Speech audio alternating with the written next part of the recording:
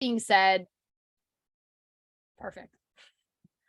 So with that being said, I guess I'll kind of talk a little bit about how, at Providence, our collaboration works. Obviously, I'm more on the marketing side, but Andrew, Spencer, who's on this call too, and our crew meet, roughly like 3 times a week leading up to game days. I don't know, show of hands, is that more about on par with what all of you guys were doing? A little bit less, more on par?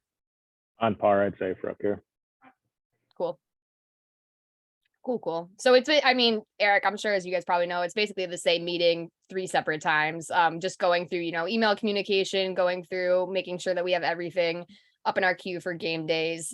For us at Providence, for men's basketball, it's a little bit tricky because we have an extra layer of working out of a building that isn't owned by us. So we also have to collaborate with the Dunkin' Donuts Center, and their whole group sales, game day, and operations team. So for us, we try and get our game notes, our script, all of our ducks in a row 72 hours out. We actually need to get them 72 hours out for union contracts and all that good stuff. So we're always kind of on a little bit more of a time crunch, I think, than most schools that play like on campus are. So that's why it's super important on the men's basketball side for all of us to be kind of lined up and ready to go. So the way that we kind of all collaborate the most is using an asset grid. It's nothing super fancy, but we have a shared Google Doc that we all kind of update, throughout the week as we have group welcomes, happy birthdays, half times, as our sales team is selling stuff. Our sales team is normally collaborating with myself or Matt, our coordinator for marketing, who works with the hockey side, just to make sure that we know when there's group welcomes in, especially on game days or last minute ads. As we all know, those come quite a bit. So just making sure that, we have that constant line of communication, whether that's on the asset grid, whether that's on Slack, and then especially on game days, just checking in with each other, making sure that we're all good. I'll call out Spencer, because he's always the first person that comes in to check on me when I'm at the table after like the first half of basketball, just to make sure that everything's going well. From a game presentation side, I make sure that everything's going well on a ticketing side. And then I think the other big thing from a game day perspective that we all have to collaborate on is our Providence Friars game day app. So does anybody show of hands who has a like rewards app that they collaborate with the ticket office on? Anybody? I feel like we can't be the only ones. Okay, maybe we are. So we have our game day app. We do rewards, and we do a lot of our in-game offers that were attached to a physical ticket. So the Chick-fil-A foul shot, for example, if a opposing team misses 2 free throws, everybody in the building gets a free Chick-fil-A sandwich. When we switched to digital tickets, we had the problem of how are people going to redeem their tickets. So we worked with our Learfield team, and we started using the app. So Andrew, Spencer, and I all kind of work together to when the opposing team's at the line in the second half, I'll shoot them a text, let them know, hey, we're on the line for Chick-fil-A. And then Andrew, if we do get it, I'll let Andrew know, and he sends it, right away. So I don't have to worry about sending it in game. I can focus on game presentation. And then Spencer and I both know when it goes out. And then we also can tell like our team, hey, we hit Chick-fil-A. This is the code. If people are calling in, asking questions, if they need, you have to have a password to like download it on the app. So I think just that constant communication and, collaboration throughout the game and then leading up to the game itself has been really successful for us. And I feel like I've talked way too much. So Eric or Will, one of you guys want to chime in, or if anybody has, any questions, feedback on anything that we're doing at Providence, feel free to chime in. Yeah, I was gonna kind of going off what you said with having to be prepared. I know you said you don't own your building. We do own ours, but our office literally runs out of the press box from a football stadium. So we have to be out on Fridays, so the athletic communications team can set everything up. So even though that's not as much communicating and collaborating with people on game days, it does add a kind of a step to it of having to get stuff prepared even earlier.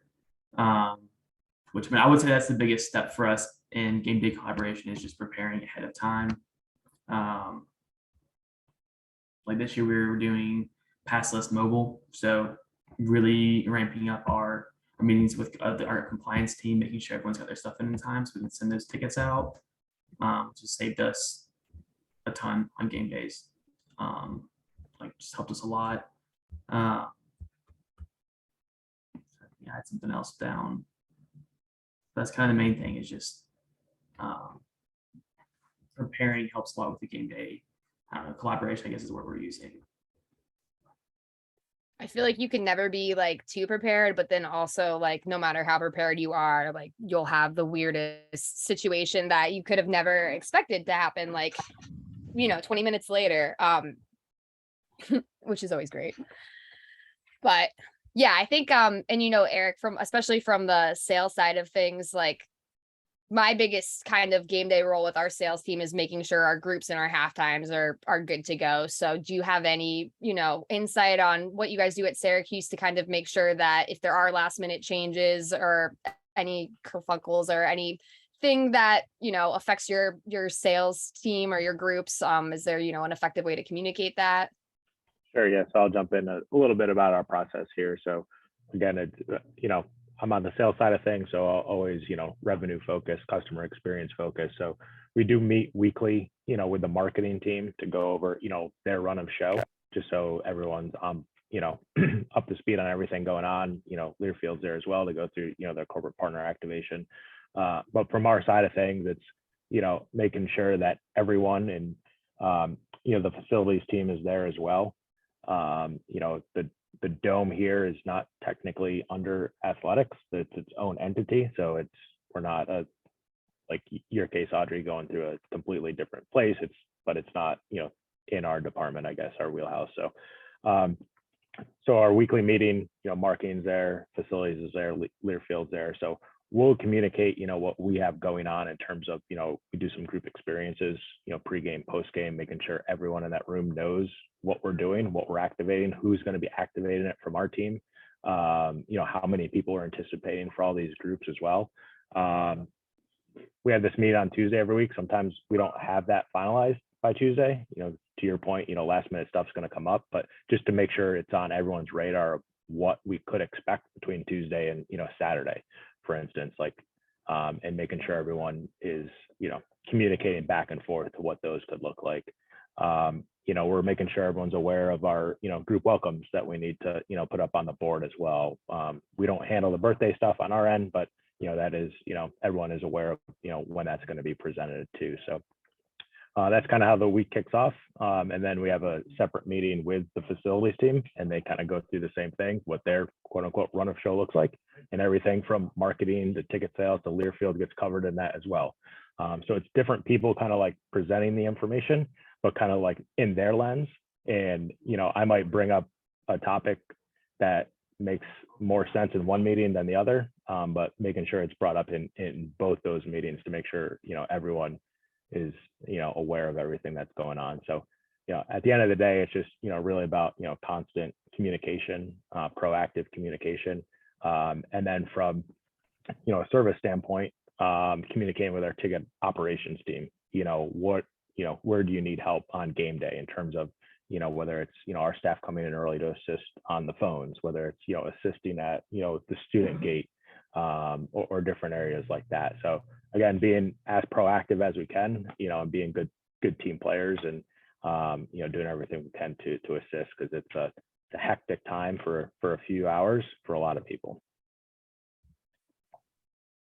Thank you. That's awesome. And I think you hit the nail on the head that it's a hectic time for everybody, but just for a little bit of time. So I think, reminding ourselves that we're all in this together, and that, it may not feel like we're all necessarily on one team. And I think it can be easy to kind of get in situations where it's easy to be mad at each other, but reminding everybody, we're all on the same team. We all have the same end goal of creating a great experience for our fans is always, the end results.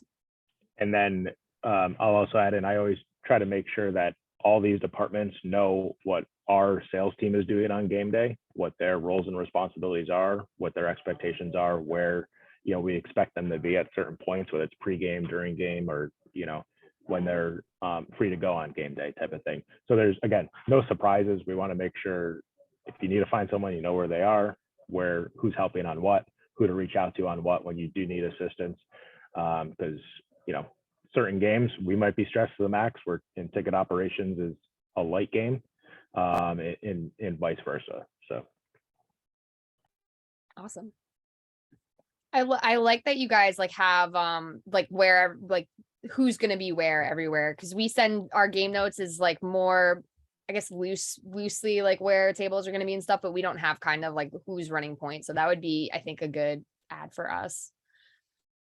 I guess for Will and Eric and really anybody here, I know at Providence we are very, very small staff. Like Andrew joked before, I'm in the ticket office, I feel like more than my hoarder's den of an office half the time. So I wear, a lot of hats, and I think that's why we have to collaborate, so much, just because I do I'm not just running the game presentation for men's basketball. I'm the main point person for all of our emails too. So making sure that, our email calendar is ready to go and making sure that everything that we have scheduled out is correct is, a big task that Andrew and I kind of tag team together. But Will and Eric, do you guys, coming from like somewhat bigger schools, are you guys, more siloed in your areas, or do you have to kind of collaborate with your teammates across the board in other areas? It's definitely changed over the last year and a half. We've got a really good sales team now, but like last men's basketball season, we had one salesperson, which definitely made it difficult. With a lot of us jumping on the sales lines and kind of helping out with them a little bit. And same with, to a lesser extent, our development team, having to help out with them a little bit. But this year, our sales team is full, and our Flames Club their staff is filled out as well. So thankfully, this year it's been a little bit more staying in our normal ticket ops role, not having to completely expand out to other places. Yeah, so we're doing a lot and we're helping in a lot of places. Our partnership is unique here, where we're not only doing the sales and the revenue side of things, but we also have a marketing department, revenue marketing department, I should say. Hospitality, we run as well. We assist the development team, here at Syracuse. So everyone kind of has their lane or their silo, and there's always like in ownership over that, but we are kind of cross blended between all those things. And to the earlier point, it's just that communication on who can help where and who is helping where, in what we can do to make that best experience for everyone. Awesome. Does anybody else want to jump in, if their school's a little bit different, or if they have, sorry, I don't know why my voice is dying, or if they have something that they've experienced at another school, if they've had to wear a couple different hats, any best practices for collaboration and communication? I will start calling on people. I could start off with just a question maybe for the group to keep the conversation going. Just more, again, as you look at the sales and operations side, just more curious to hear from different schools in terms of how much is their sales team focused on service during game day compared to actually trying to sell, right? I think some things Eric and I have experienced here at Syracuse is we have that sales table, right, that I'm sure a lot of you guys have, but how effective is that anymore, right, in today's day and age? So would love to hear thoughts from the group on that. Then just anything else you're doing with your sales team, seat visits, right? Or are they really turning into service reps? Because I think, that's something that we talk about a lot here, is finding, is trying to work with our operations team and making sure it's that balance, right? I'd definitely be curious to hear from the rest of the team, kind of how your teams are structured, or any, ways you've been able to set up your team and their schedules on game day to really be very effective. I can jump in here. Can you guys hear me okay? I'm Colin here with Notre Dame Athletics, work a part of our sales team. Basically, what we see on game day is a big divide between, just like you mentioned, sales table and working our ticket resolutions is what we refer to it as. Now, that's where everybody comes up for that service side of, hey, have my mobile tickets. I know I purchased them. Don't know anything to do with these. Like, what's the next step? A lot of people don't know. It's add to Apple Wallet, add to Google Wallet, and kind of just that one last step and kind of finalization. But it has turned into majority of a service role. And then when you're looking at the sales table, we do enter to wins. We do specific games. Maybe a hockey tournament's coming in town, or a hockey series is in town. So we'll try to send, 2 free tickets to somebody there. But I would say that the sales table is definitely something that I think we want to kind of migrate into finding a new avenue there to use during the game day space. But as far as the service side, I don't really think that's going anywhere, just based off the quick changes in the mobile ticketing. I'll jump in at Auburn. Our sales team is really part of the ticket office, and it actually flows through the ticket office. We went in-house with our sales team about 3 or 4 years ago. We had been IMG Learfield and then Aspire. And so we're trying to sort of bridge the gap between our assistant directors of sales and our assistant directors of operations, where they're almost interchangeable. They'll never be 100% interchangeable, but where the roles are very, very similar. So our sales team on game day is 100% customer service. They're in our ticket booths with us, helping individuals that are coming up, very similar to what was just mentioned. The digital ticket problems, I can't find my email, I can't log in, I didn't know there was going to be 90,000 people here and the Wi-Fi wouldn't work. And so those individuals are in our booths with us, helping us in our next to no sales orientation on game day. Really, their only sales are involved before we move to the stadium, where our phone lines are open. And again, that's more customer service. They're helping with whatever phone calls are coming in that day. So some might be somebody trying to buy a ticket to the game, but most of them, again, are that same thing, having trouble with the transfer. Hey, where's my StubHub ticket, etc.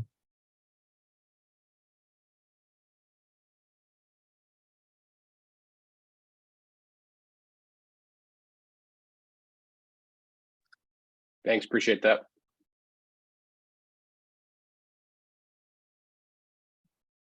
Yeah.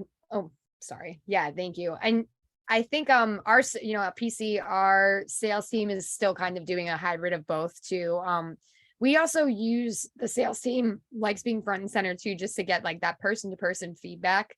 A lot of our fans are older and they kind of don't love the QR code world that we're living in now. So I think having that person-to-person touch point goes a long way too for some of our older fans.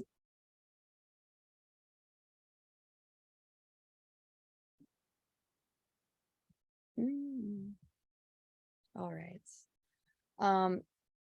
Does anybody have any good best practices, I guess, for, something, a collaboration that, went really, really successful?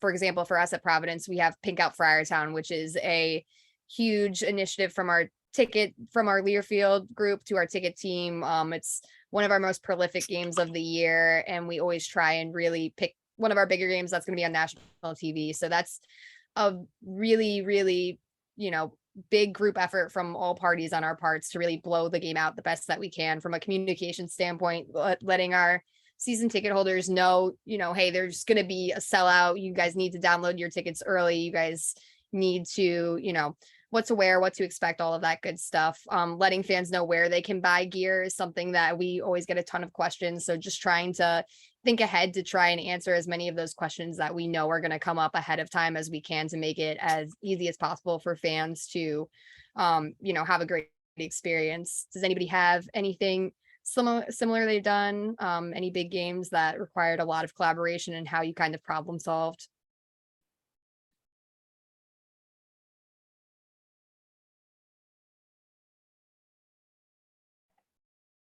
I would say that's, one thing we're working on right now and this week. It's probably some stuff that we had planned it out better with, not a late rush here, but we have our orange out this Saturday. So in some of our, planning meetings, it's, simple things like you brought up, like, oh, where can people get gear, right? Where can people buy an orange shirt? So, start to put that in our communications, right, to people, where when we sent out season tickets, we could have included that at that point, right? It's changing the messaging on, social medias and, just promoting, the orange out to make sure everyone knows that and is aware of it. So,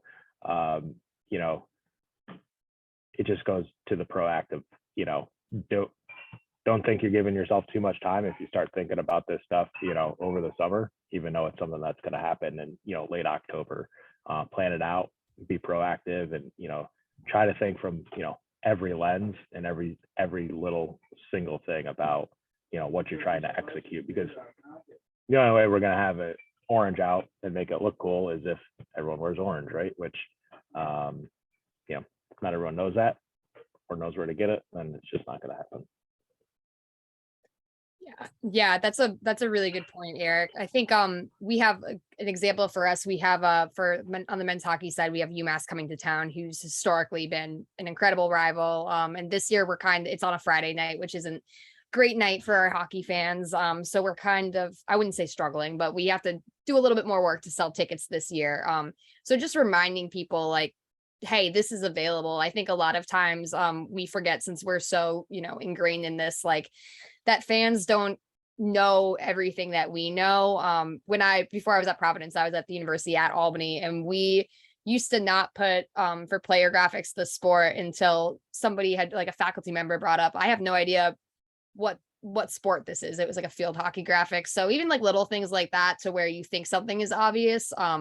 I try and like tell my staff, like, think when you're prepping an email, think of it as like you're talking to like a toddler, almost like to just overly explain things, because not everybody understands it. And the more information you can give ahead of time, the better experience that our fans are going to have. Yeah, we're planning out, the men's basketball, theme calendar, and, we've earmarked an orange out game for basketball as well. And we know that Learfield has lined up Rowley towels for that game. And are the towels going to be orange? Because if they're not, then, we probably can't do orange out on the same day we're doing Rowley towels, right? So it's making sure you can cross all those things and, collaborate across everybody. Absolutely. Follow up kind of on what Eric said. We just try and over communicate anything. Is specifically when we're talking about, his orange out. We've done an orange out. I'm Auburn, in case you didn't see it in my name, but we've done an orange out. We've done a navy out. We did a stripe the stadium, which obviously takes a little bit more coordination because section 1 is a color versus section 2. And so we try and get that out well ahead of time, where we'll have communications in the summer. We do the social media like Eric was talking about. We have it on our schedule page. Our know before the goes emails that go out to everybody that has a ticket also mentions it. If we know about it far enough in advance, on our digital ticket, we'll have a logo or something corresponding to it as well, where we really just try and put it every possible place we can put it, and as far in advance as we can as well. Awesome. Thank you. I think, I don't know if anybody from Penn State is on the call too, but Penn State for their whiteout, I think, is another school that does just like an awesome job with identifying those big games and just getting out that messaging as soon as possible to let everybody know when things are.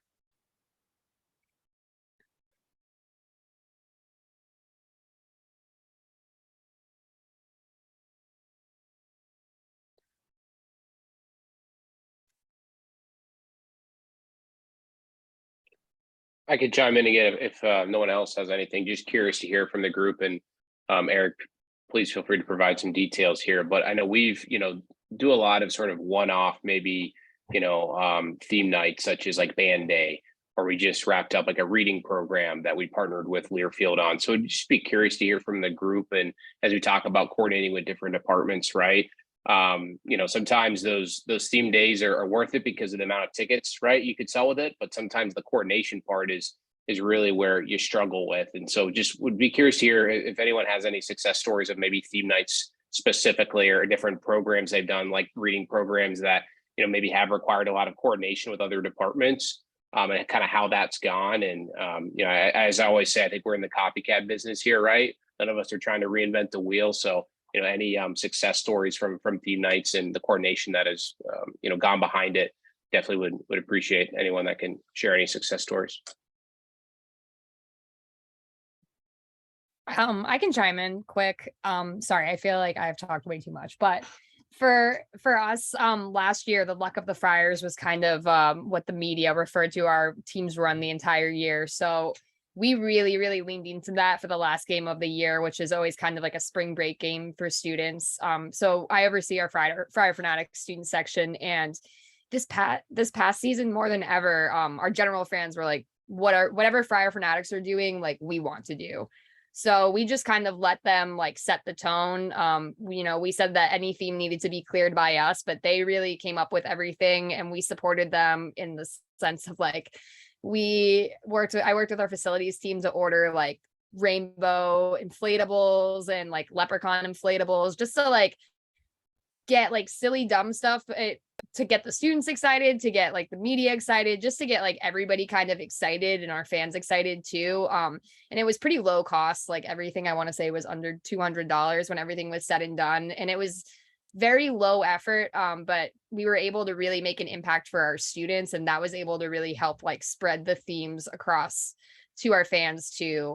When we went to the NCAA tournament, the Luck of the Friars really kind of went on through the tournament run too. We made shirts with our logo with the shamrock, and our fans really bought into that too. So I think for us, leaning into our students, especially if you have like good student group leaders that want to work in sports and understand kind of like how the business is, we've been very lucky to have kids that understand, you can have fun, but you can't be like crazy inappropriate, especially for us being Catholic. We have, I feel like, a little bit more of restrictions than other schools have to follow. So for us, leaning into our student groups, and then kind of once we had the student buy-in, it was easy for us to convey to our admin like, hey, we should buy this inflatable leprechaun because all of the students are going to dress in green and they're going to be all out, and it'll look great for the broadcast. It'll make the atmosphere awesome. So just listening to your student leaders and getting that buy-in and then kind of taking it from there is a good best case scenario from Providence.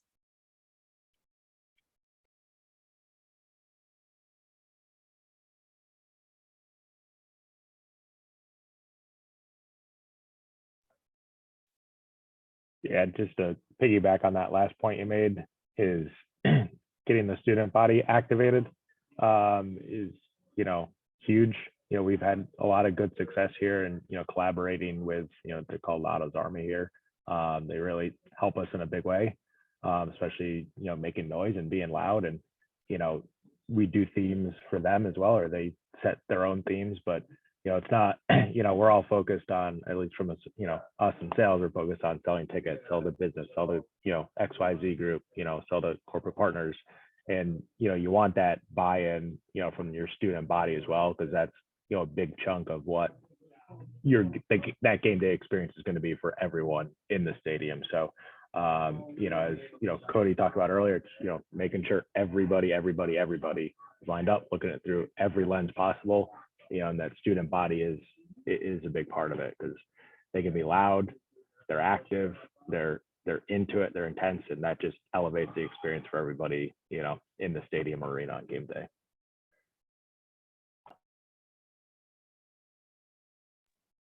Not to switch to more negative, but I think at least for us at the AMP, the student turnout was awesome last year, but we had a lot more logistical issues than we've ever had before. And I'm not sure if anybody else experienced kind of their students being even more out of control, for lack of a better term, I think, than in years past. But I don't know if it was losing 2 years of college with COVID or what, but we had a lot of issues with our students just being really rude to our season ticket holders and kind of thinking that they could go wherever they please. And like I mentioned before, our building is owned by the state, so we have to work with the ushers to make sure that like they're doing their job. So it kind of has put us in a weird situation where nobody really wants to police the students because they can be so nasty, and it was giving our fans a negative experience. So we kind of all talked over the summer, ticket office facilities, the AMP, with how we can make this better for all of our fans and for our students. And we were able to switch the student section so they only have the lower bowl. Before, we had an overflow that was in the upper section where our season ticket holders were. And we realized very quickly that mixing drunk students with our season ticket holders is just not the best experience for anyone. So we made some adjustments just based off of the feedback that we got from our partners at the AMP, just based off of feedback from our, ticket reps and people that were with the students and working the windows, and just kind of hearing like how we needed to kind of police them with their behavior, because unfortunately for our ticket staff, they got the brunt of a lot of people's frustration. I think with switching to mobile tickets fully too, there was a lot of confusion and anger from students. So we all kind of put our heads together over the summer and came up with a good game plan to give students and our general fans a better experience. But just curious if anybody else has had issues with their students being a little unruly and how you've kind of navigated that if you've had problems, and hopefully you haven't, but.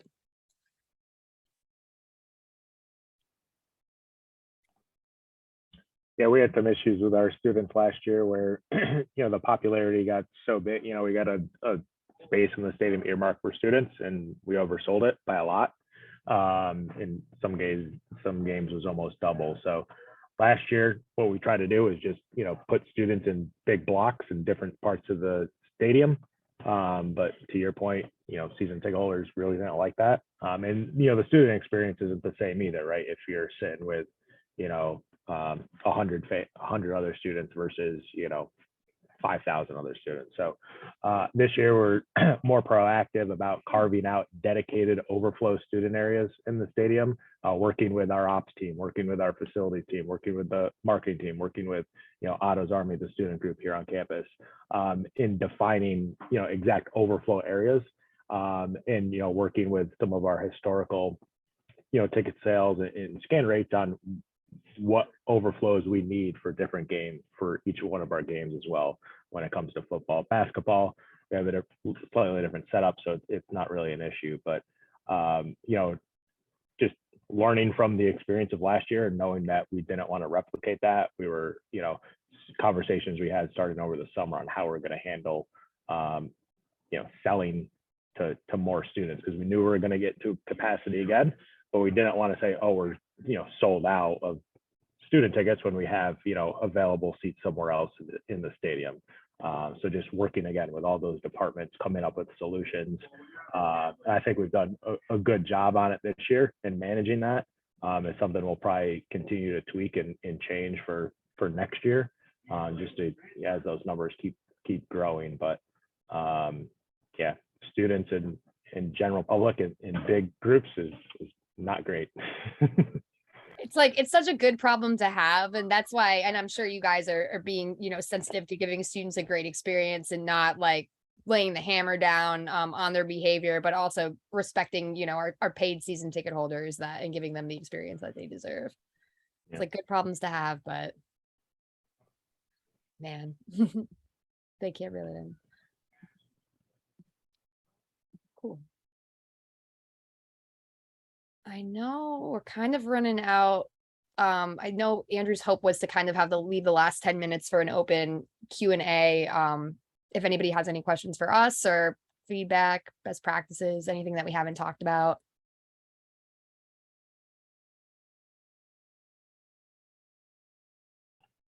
Any big challenges people are facing, just general feedback, ideas that you tried and thought would work and maybe didn't.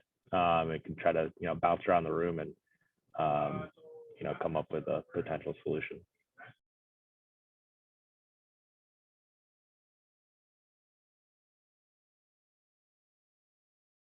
Sounds like everyone's selling out all their events then this weekend, huh?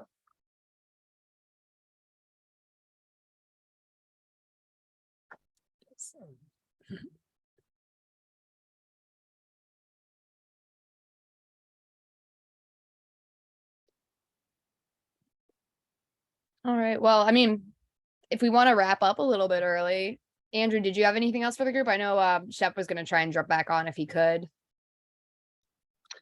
Yeah, really the only other thing, and again, appreciate everyone participating today and having this conversation. Just a reminder about membership. You can still renew your membership for this year, so feel free to do that. And yeah, appreciate all the support from everybody. Awesome. Well, I think we can wrap up a little bit early then if nobody has any questions or feedback. Will, Eric, did you guys have anything else for the group too? Final parting words? Well, just appreciate everyone's time jumping on. Hopefully, we got an idea or two that you might want to implement or try, or at least get you thinking about something to try to get off the ground. Yes, thank you guys so much for the time.